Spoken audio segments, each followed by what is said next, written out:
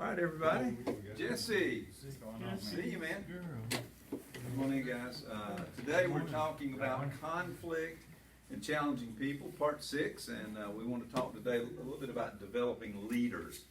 The importance of developing leaders is that we want to leave this world a better place. We want to develop other people so that they are able to carry on things that we start and things that are good ideas that we have and companies that we run or families.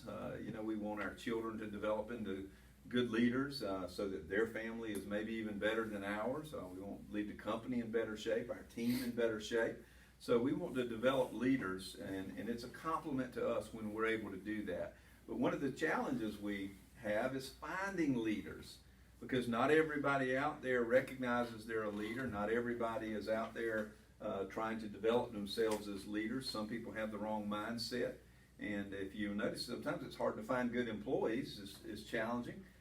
But also, it's hard to find leaders. And so let's talk about it. How can you develop leaders? John Maxwell says leaders are hard to find, they're hard to train, and they're hard to hold.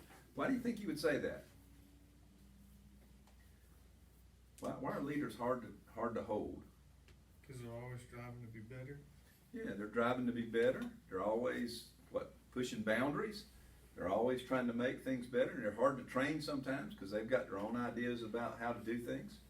They're kind of like if you were in the Old West, the difference in, buying a horse that's been saddle broken and versus buying a wild Mustang, right? It's kind of the difference. Leaders take a little bit of work, but in the long run, there's a big payoff.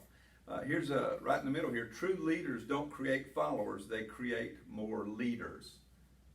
See, what happens with a lot of folks, they think they're a boss, and as they think they're a boss, then their idea is, I just want people supporting me and loyal to me and following me. Well, what happens is if you don't develop that leadership, if something does happen to that leader, then the company falls apart. Tony's relative, I think, is a good example of that, where he didn't really bring leaders along and just had a lot of followers, and as soon as he tried to do something with the company, the value wasn't there because the company was not able to be an ongoing concern. John Maxwell also says this: leaders become great not because of their power, but because of their ability to empower others. And so the point is that you need to make sure that you are giving others empowerment, developing them to do things, not just telling them to do things. So that's important. Lou Holt says this. He says, I'm a better coach with good players. Does that make sense? Yeah. I'm a better coach with good players. So if you hire leaders and you can find them and begin to develop them, they will make you better. They'll make you better. Find them, recruit them, develop them. You're always looking for new leaders. Look for somebody that makes things happen. All right, if you're out there looking and you're trying to find somebody to bring on your team that's a leader, it's going to be somebody that makes things happen. I'm on a pastor search committee right now, and one of the there's 4 areas that we're looking at, but one of the big ones is accomplishment. And so what we want to know is, what have you done? What's your track record? What are the things that you have done that we can look at to understand your ability as a leader? So it's important. Find somebody that makes things happen. And I've got a little circle on your page here, but follow the circle of influence. What is it what area do they have influence in? So John Maxwell says leadership is influence. So the question is, where does their influence come from? So you want to ask these questions, just some ideas here. Where does it come from? Character. Of course, without character, you're not going to have a lot of leadership, right? And so you obviously want to look at character to make sure that they influence people with their character. How about this one? Relationships. Think about that. If they don't have any relationships with anybody, who are they leading? All right, y'all got to get some caffeine. Yeah. Who are they leading if they don't have relationships? Themselves. Yeah, themselves. And so good luck with that. All right. How about this one? If you're looking for leaders, knowledge. Knowledge. Do they know what they're talking about? Have you met somebody that just kind of blows smoke at you? They talked a good game but really didn't know what they were talking about? All the time. Yeah, they just Googled it, right? And okay. All right, so communication's another one. You know, do they have influence from their communication? Do they have the ability to communicate? That's important. If you're trying to develop a leader and they can't communicate with people, you might need to think on that a little bit. How do you develop that communication in them? What if they don't really have the ability to communicate well? Could be a challenge. How about this one? If they have influence from their passion. Isn't it fun working with somebody that just absolutely loves what they do? Isn't that fun? Yeah. Yeah, I mean, just can't talk about it enough, can't do it enough, and never gets old. I mean, they're just excited about it, always trying to make it better and do something new. Isn't that fun? It's fun to be married to people like that. Anybody married to somebody like that? Don't raise your hand. Yeah. But here's the thing. It's fun to be married to somebody who's passionate about your relationship. How about this one? Experience. If you got a leader, you want them to do what? Have some experience, right? To know what they're talking about.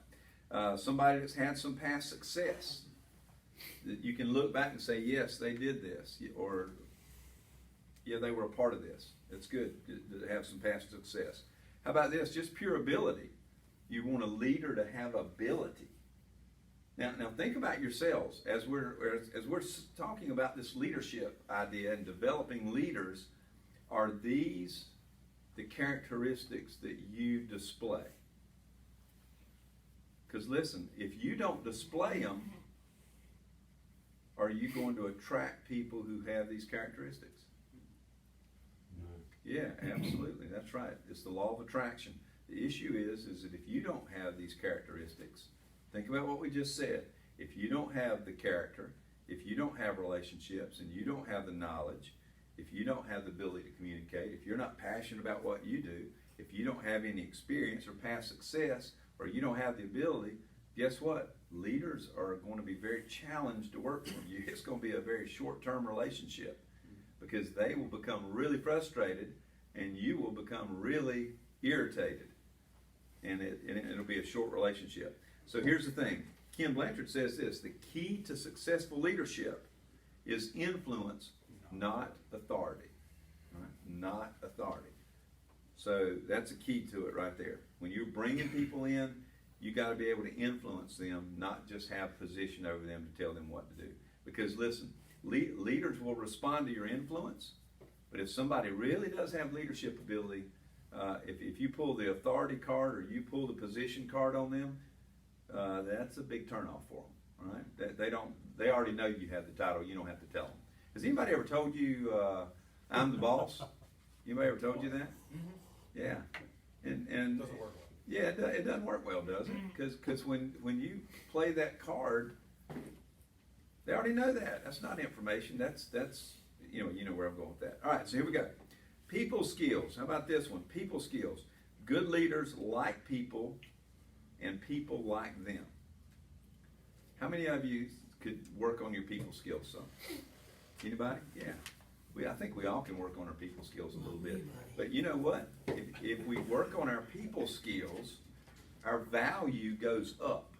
Because listen, when you've got the ability to influence people and direct a team and influence a team and be able to push them to a higher level, guess what? Your value goes up. Even if you don't know any more about your job than you knew 2 years ago, if your people skills have gotten better.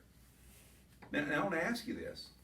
Have you invested more in your people skills or your work skills, your hard skills? I'm going to call it hard skills versus soft skills. Where do you make the biggest investment at? It's got to be hard skills. Yeah. Okay. How much more money does hard skills make you? You got to have them now. I'm not beating up on hard skills. You got to have them. You got to know your stuff, right? I mean, if you go to somebody's house to do some repairs, You don't know what you're doing. you better know what you're doing, right? So you got to have the hard skills. But listen, are you investing just as much in your soft skills? There's got to be a balance. Well, Yeah. people skills make me more money. There you go. The key to it is that people skills will make you more money than your hard skills. Listen, everybody that pulls up in a van is going to have some hard skills, right? Regardless of the name on the side of the truck. They're all going to have the hard skills. But guess what most of them won't have? they won't have any people skills. So the thing that you've got to address, if I ask you guys, how do you get better? I hope what you're going to say is, I'm going to continue to learn and perfect my trade craft, but I'm also going to develop my people skills. Because if you develop the people skills, you create clients, you make more money. That's just the way it is. Does that make sense to everybody? Okay. Well, here's what happens. Most companies today do not invest in soft skills. Okay? Most do not. Let me ask you this. How many of you have worked for a company other than this one? Yeah. Nick, you haven't worked anywhere else? Nope. Oh, well, not electrical. No. But you worked somewhere else, though, right? Yeah. Okay. That's the guy. All right, let's do that again so Nick can vote. Yeah. How many of you have worked somewhere else before? Okay. Hey, love you, man. All right. Yeah. So here's the deal. All right. Here's the deal. What am I doing here? People skills. Yeah, I'm soft skills. I don't know a thing in the world about electricity. You can tell me to flip the breaker, and I'm probably going to call an electrician. I mean, I just don't know. Does that make sense? Mm-hmm. Yeah, and so I'm here to help you develop your soft skills. But you got to understand, this is where the money's at. This is going to separate you from average person, average employee, average leader, to extraordinary. That's going to be the difference. Y'all have heard me talk about Andrew Carnegie hiring Charles Schwab, right? Paid him $1 million a year. 100 years ago, paid him $1 million a year for his people skills. Guess how many names Charles Schwab knew? Everybody's. Yeah. Somebody came up to him one time and said, Mr. Schwab, you must know 5,000 names. He just smiled and said, son, I know 50,000 names. He worked on his people skills constantly. Think about that. Think about that. That's huge. That's huge. All right, here we go. Here's what Dale Carnegie said. You can make more friends in 2 months by becoming interested in other people than you can in 2 years by trying to get other people interested in you. Think about that. Think about what does he mean by that? What is it a lot of times when you guys are with a client or with a customer, what is it a lot of times that's on your mind? Something you like to do? Yeah, well, if you come into my house, don't use me because you know me, but go to somebody else's house, a customer. You just got to call in and you're going to their house. What is it that's on your mind when you get there? What's the most pressing issue this customer has? Right off the top of my head, that's the thing I'm thinking about. Okay. What do they really need to have done? Okay. That's the first thing. All right. Anybody else? Well, it's gotta be our appearance, cause I mean, we're dressed nice and I wanna build faith, trust with them first. That's mine, and then I go into, when I build the trust, then I change to, I'm here to help you. Okay. Good. Make the connection. Yeah. Okay. Make a connection. I like it. Anybody else? What's the first thing? I'm looking at license plates, memorabilia in There the you house. Something that I can hit on, especially, if they're a Steelers fan or something. Yeah. Bring that up, Yeah. but, yeah, during the conversation or everything. Yeah. Okay. Cool.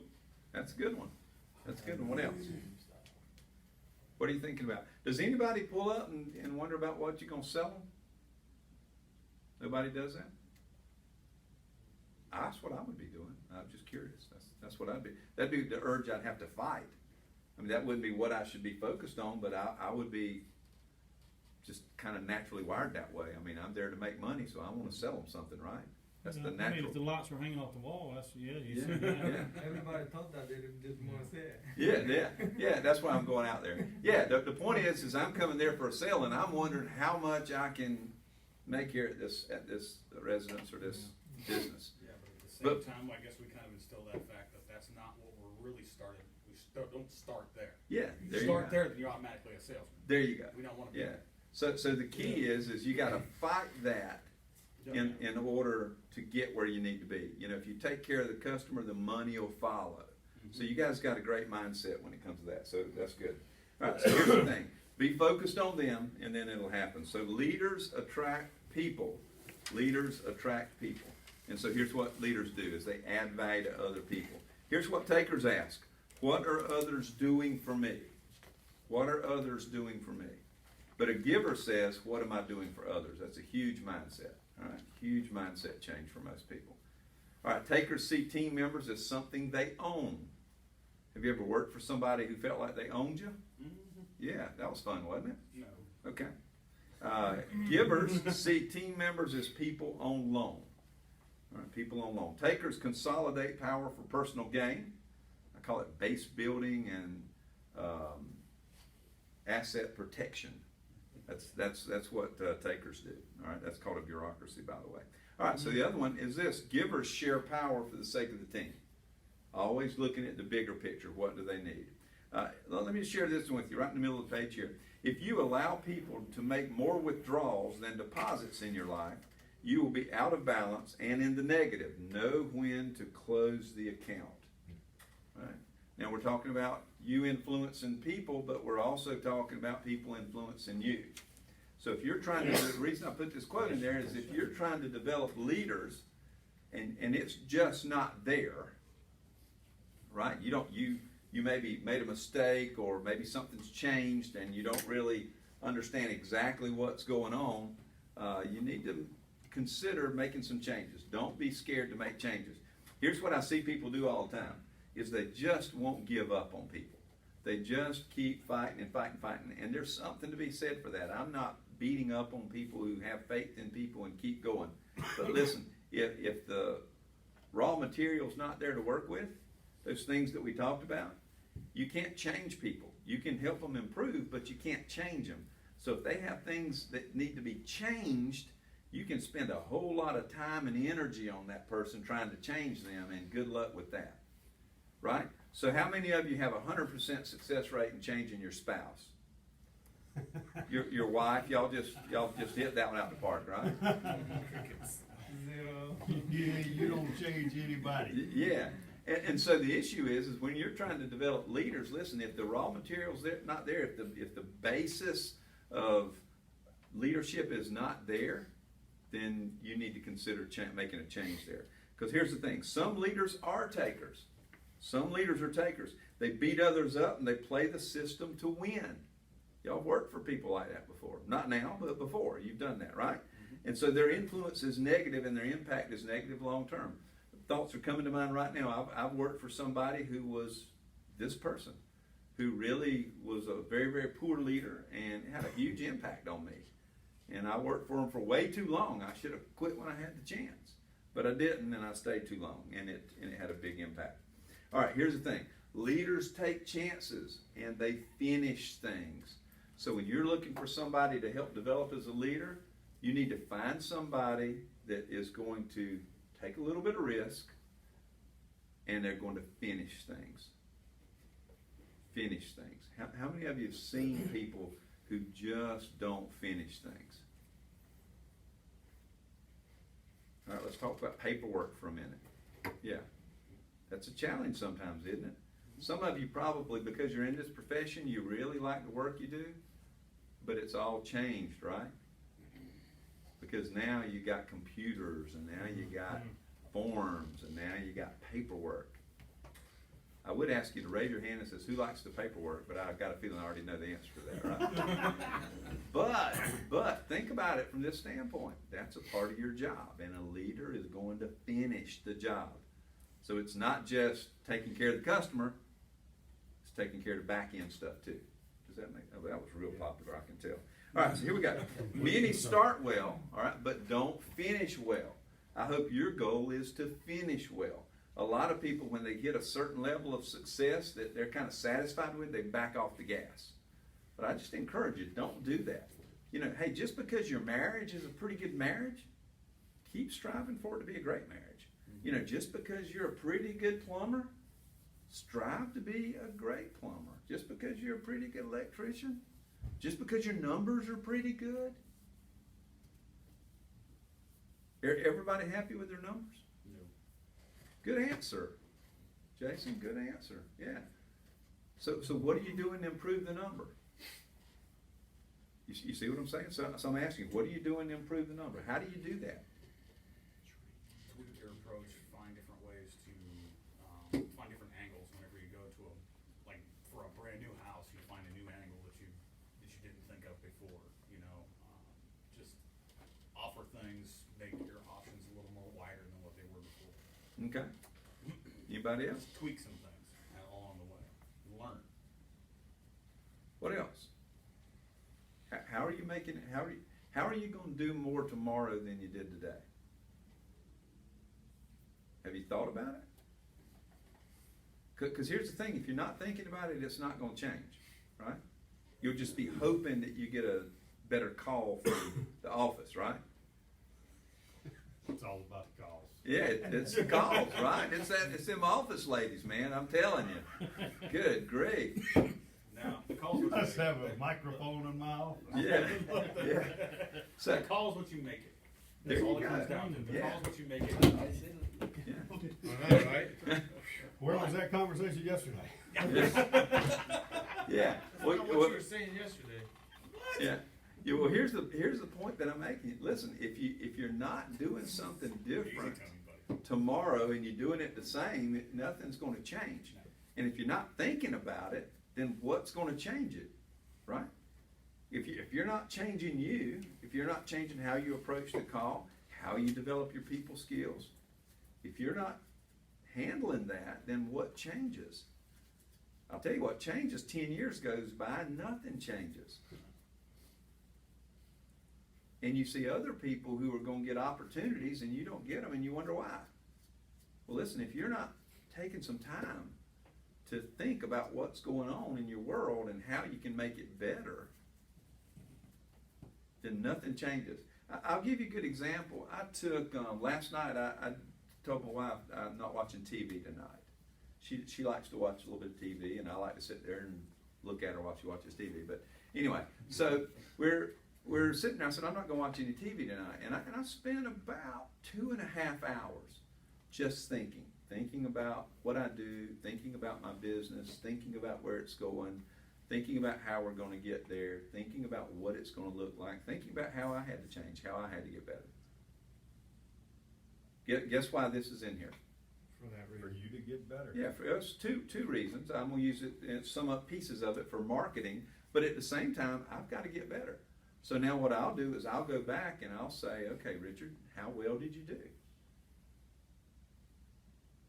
And I'll look for things and I'll be critical because it shows up on video. Amazingly enough, it shows up on video. And so the same thing with you. If you never stop and think, how do you improve and get better? Here's what I think a lot of times, and you probably are the same way. I think, man, I'm pretty good at what I do. Till I watch myself on video. Then I have like 4-letter words that come out of my mouth like crap. I didn't know I did that or I said that or, man, I thought I really did this well, but then I watch video and go, good grief, man, I got to get better, right? So the same thing with you. I know this is going to be news to you, but you aren't there yet. You aren't there yet. The company's going to do what this year? 6? 6. Yeah, 6. The goals? Was 6.